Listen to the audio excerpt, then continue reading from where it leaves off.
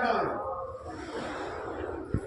ये तो जहां है वहीं रह करके व्यक्ति को बिस्तर से पे पढ़ा सकते हैं, राह चलते पढ़ा सकते हैं, रेल में, कहीं भी यात्रा में, खेत में, खलिहान में, शिवालय में, शौचालय में, सोते जगते उठते बैठते कहीं भी पढ़ा सकते हैं। ये तो बड़ा कमाल का गुरु है और ये इतना नजदीक है लोगों के। साहब इंद्रानंद जी कहते हैं कि हमारे आपके प्राण भी उतना हमारे आपके करीब नहीं है जितना कि वो गुरु हमारे आपके करीब। साहब ने सोचा कि अगर ये गुरु लोगों के गुरु हो गए तो लोगों के जीवन में कमाल हो जाएगा, लोगों के जीवन में दुख कम होंगे, लोगों के जीवन में सुख होगा, शिव होगा लोगों के जीवन में, लोगों के जीवन में शांति होगी, लोगों के जीवन में आनंद की अवस्था होगी। और कोई उद्देश्य साहब का चर्चा करने के पीछे नहीं था। और साहब जी संकल्पित होते हैं कि जगत का एक एक व्यक्ति को मैं शिव का शिष्य बनाऊंगा,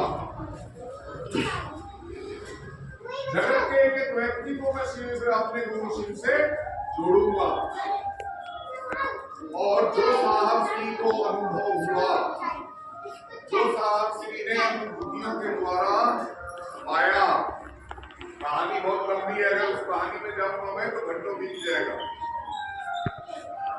उसको 3 सूत्र के रूप में जनमानस को दिया नहीं, और 3 सूत्र तो सबने रट रखे हैं, करीब करीब 3 सूत्र।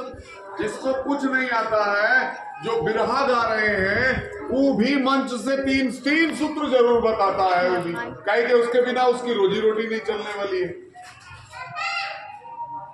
बिना साहब हरिंद्रानंद का मुखौटा लगाए हुए लोगों का काम नहीं चल रहा है।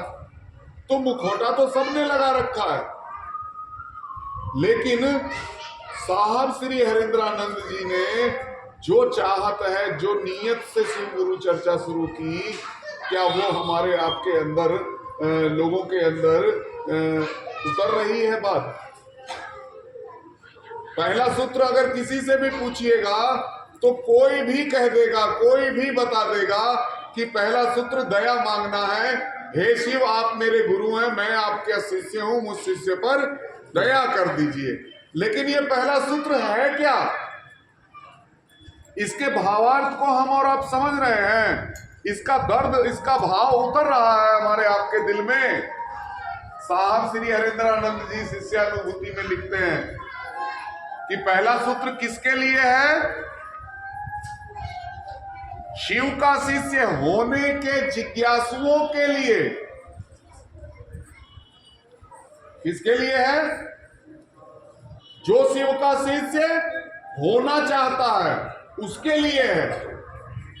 एवं शिष्य भाव जागरण के लिए आवश्यक है कि अपने गुरु शिव से मुख संवाद के द्वारा बार बार ये संप्रेषित किया जाए कि हे शिव, आप मेरे गुरु हैं, मैं आपका शिष्य हूं, मुझ शिष्य पर दया कर दीजिए। क्यों कहा बार बार दया मांगने के लिए?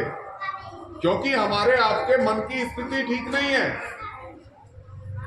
हमारे आपके मन की स्थिति वो है कि जिस बेटे को मन्नतें मांग करके मंदिरों में पाया, 25 साल तक उसको पाला परवस्त किया, शादी ब्याह, जमीन, मकान, दुकान सब कुछ किया, उसका सब उसके नाम कर दिया।